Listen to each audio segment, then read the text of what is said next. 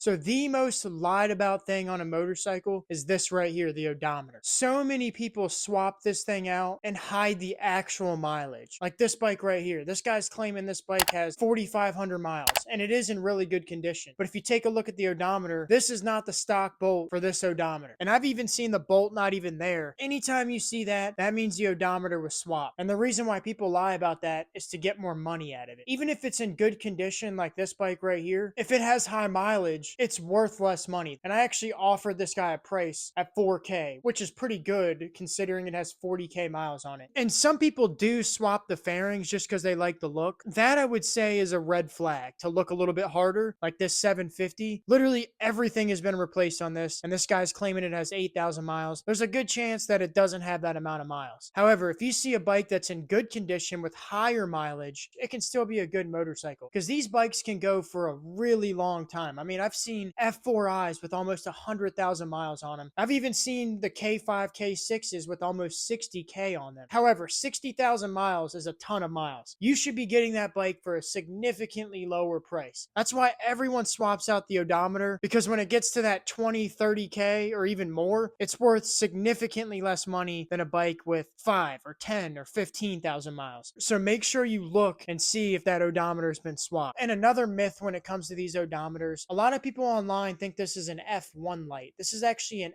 FI light. It stands for fuel injection system. If you look in the manual, it says that it comes on when it detects a problem with the fuel injection system. Anytime you go from this to this, or you get a full exhaust system, or even disconnect the exhaust valve, it's going to throw a code because you're changing the airflow. So anytime you do something like that, it's going to require you to make some adjustments to the fueling system. And the way you do that is by getting a tune. So when you see this light on, that stands for FI, not F1. And the next thing is going to be kind of controversial, and that's going to be lane splitting is safer. So first off, I want to talk about the difference between lane filtering and lane splitting. Lane splitting is splitting through cars when cars are actually in motion. Lane filtering is going through cars when cars are not moving. And I will say, when it comes to lane splitting, especially on the highway, you got to know when and when not to do it. This is what you have to be careful of. Lane switching accidents. That's one of the most common ways to crash. In this situation right here, notice how these two cars are next to each other and there's literally nothing in front of them. Let's just say there was two cars right here and there was another car in the left lane. If you just cut in the middle, that car could switch over, hit you. Now you're on the ground and the car behind you is going to run you over, and now you might end up in this place. Every single situation on the road is different. You have to assess the situation and then make your decision from there. Let's say that you're in like a pack of cars and you can lane split and get away from the cars. I would say yes, that's safer. The more experience you become, the more risk you can take because you know when and when not to do it. If you're on like a 5-lane highway, like this guy right here, all these cars are in a hurry and they're just switching lanes all the time, trying to get in the best position to get a little bit ahead. So they could just cut over at the wrong time and hit you, kind of like this cruiser right here. He's lane splitting and this car just cuts over and hits this cruiser. That's why you have to be careful lane splitting on the highway. Motorcycles can actually go on the easy pass for free. So if you're on like a 5-lane highway cutting it out of cars,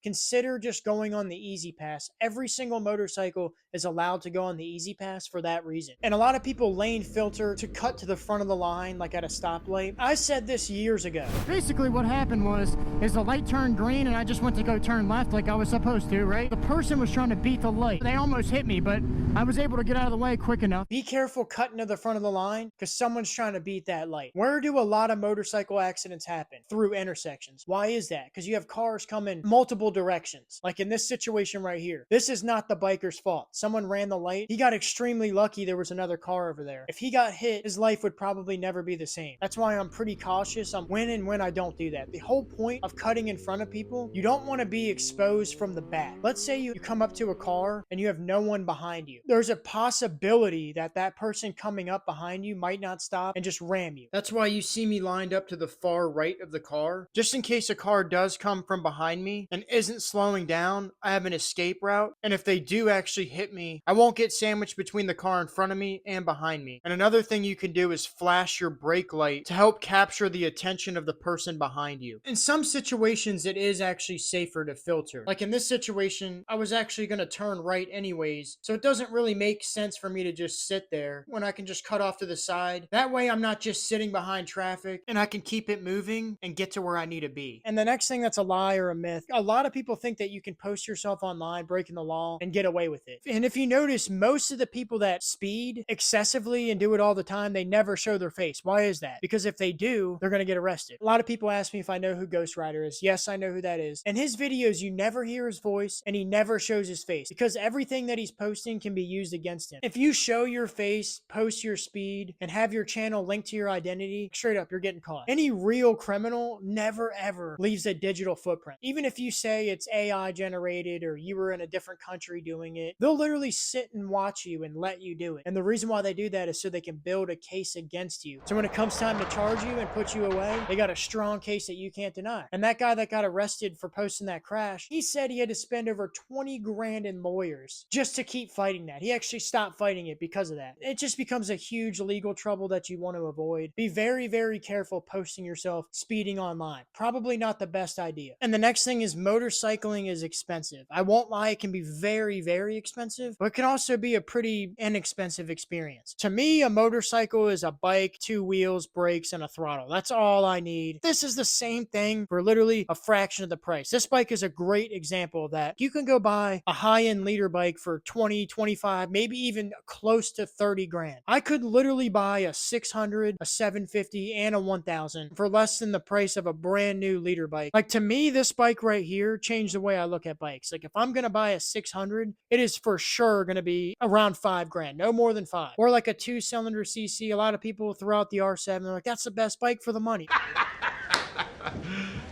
Are you serious? You buy that new, that bike is like 12 or 13 out the door. It's listed for 9, but then they hit you with all this BS right here. One of the best pros with new is no one's owned it and it's going to be in the best condition possible. But outside of that, it costs a lot of money. It depreciates a lot. Going back to the mileage thing, mileage is what devalues a bike. Even if it's in really good condition, if it has like 30K miles on it, it's just worth less money and people won't buy it for more money. Usually a new rider loves to ride. Like, some people will put 8 or 9,000 miles on their bike in a year. So if you had that bike 2 or 3 years and you put 25 or 30K miles on it and you bought it new, you literally just lost everything. One of the best bikes ever for the value is this bike right here. This is literally going to be my next bike. You can for sure 100% get this under 5. You can even get it under 4. I want to have fun for a good deal. That's why I like the Gixxer guys, because I'm like, you guys are just like me. Like this one right here, I would literally own this bike right now if it wasn't 12 hours from my house. And then you also have maintenance. And I've heard people throw around that maintaining a motorcycle is just as expensive as a car. To me, that is the furthest thing from the truth. To get the rear differential replaced on this car cost $8,000. That's one thing.